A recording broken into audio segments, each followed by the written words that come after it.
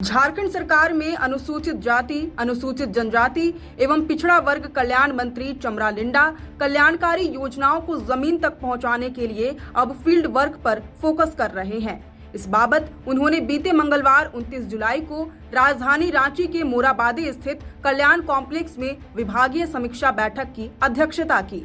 इस अहम समीक्षा बैठक में मंत्री चमरा लिंडा ने न केवल विभागीय योजनाओं की प्रगति पर गहराई से चर्चा की, बल्कि यह भी सुनिश्चित करने के निर्देश दिए कि योजनाओं का लाभ राज्य के अंतिम व्यक्ति तक पहुंचे, निरंतर निगरानी, पारदर्शिता और जवाबदेही के साथ। उन्होंने कहा कि झारखंड के युवा, छात्र, किसान और वंचित समुदाय उनके काम की केंद्रीय धुरी हैं और उनका सशक्तिकरण केवल नीतियों से नहीं, ठोस अमल से होगा। उन्होंने मुख्यमंत्री रोजगार सृजन योजना की समीक्षा करते हुए ऋण प्रक्रिया को सरल बनाने और युवाओं तक अधिकाधिक लाभ पहुंचाने के लिए अभियान चलाने की बात कही। धार्मिक पर्यटन को बढ़ावा देने की दिशा में उन्होंने सिरसी नाले महोत्सव को एक स्थायी धार्मिक स्थल के रूप में विकसित करने का प्रस्ताव आगे बढ़ाया। इसके साथ ही मंत्री चमरा लिंडा ने आदिवासी क्षेत्रों के समग्र विकास को लेकर गहरी रुचि दिखाई। उन्होंने स्पष्ट निर्देश दिया कि cold storage, processing plant, nursing home और अस्पताल जैसी अधोसंरचना योजनाओं को जल्द अमली जामा पहनाया जाए। ओबीसी छात्रवृत्ति के लंबित 275 करोड़ रुपए को लेकर उन्होंने राज्य स्तर से केंद्र सरकार पर शीघ्र पहल करने का फैसला किया। सांस्कृतिक पहचान और विरासत के संरक्षण पर भी उनकी गहरी प्रतिबद्धता दिखी। धुमकुड़िया भवन के निर्माण और संचालन को लेकर उन्होंने अधिकारियों से ठोस प्रस्ताव तैयार करने को कहा। वहीं युवाओं की तकनीकी दक्षता बढ़ाने के लिए उन्होंने ITI प्रशिक्षण की दिशा में तेजी लाने का निर्देश दिया।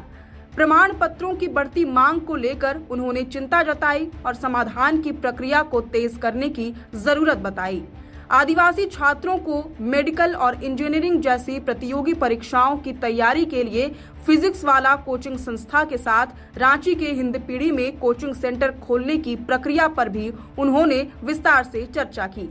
इसी कड़ी में मंत्री चमरा लिंडा ने मारांगोम के विदेश छात्रवृत्ति योजना की समीक्षा के दौरान इसके विस्तार की बात की और चयन प्रक्रिया को पारदर्शी बनाकर अधिक छात्रों को इसका लाभ देने की दिशा में कदम उठाने के निर्देश दिए। इसके अलावा 9 अगस्त को प्रस्तावित विश्व आदिवासी दिवस के राज्य स्तरीय आयोजन को लेकर उन्होंने महोत्सव को ऐतिहासिक रूप देने के लिए बजट, कार्यक्रम और जन सहभागिता पर गहराई से विमर्श किया। छात्रावास पोषण योजना को लेकर भी मंत्री लिंडा ने विशेष रुचि दिखाई। उन्होंने अधिकारियों को निर्देश दिया कि आदिवासी छात्रावासों में रहने वाले बच्चों को गुणवत्तापूर्ण भोजन मिलना सुनिश्चित किया जाए और इसमें किसी तरह की लापरवाही बर्दाश्त नहीं होगी। मंत्री चमरा लिंडा की अध्यक्षता में हुई इस समीक्षा बैठक में विभागीय सचिव कृपानंद झा, आयुक्त कुलदीप चौधरी समेत अन्य वरिष्ठ अधिकारी उपस्थित रहे। मंत्री चमरा लिंडा की अगुवाई में लिए गए फैसलों से स्पष्ट है कि कल्याण विभाग योजनाओं के प्रभावी क्रियान्वयन और जमीनी असर को प्राथमिकता दे रहा है। पारदर्शिता, जवाबदेही और समन्वय पर बल देते हुए विभाग ने आगे की कार्य योजना को स्पष्ट किया है। आने वाले समय में इन निर्णयों के परिणाम किस तरह सामने आते हैं, यह देखना महत्वपूर्ण होगा।